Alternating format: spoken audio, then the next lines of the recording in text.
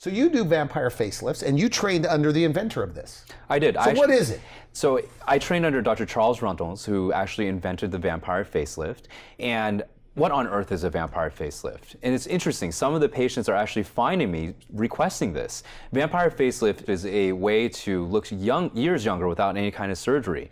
Women who come to me who have hollowing under their eyes, or they notice their cheek look a lot deflated, and oftentimes it's really interesting. I mean, I've been doing this for a while now, and I look across the room, and I could actually identify who would benefit from a vampire facelift. Okay. Yeah, it's usually the patient who's light. When the light hits them, they have kind of a flattening on their skin now. The skin looks not as healthy. It's more dull.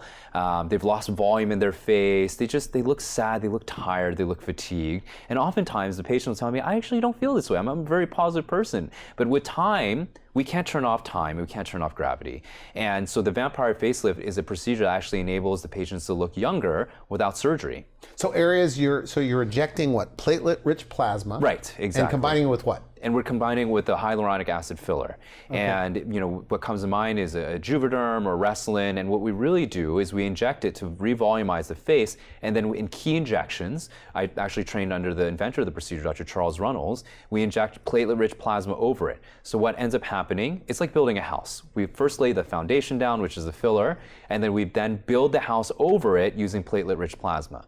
Over the course of weeks to months, the filler actually begins to dissolve, and the platelet-rich plasma recruits cells to grow over there. Exactly. So when we think about the cheek, for example, the cheek loses its volume because over time fat begins to basically get destroyed with time.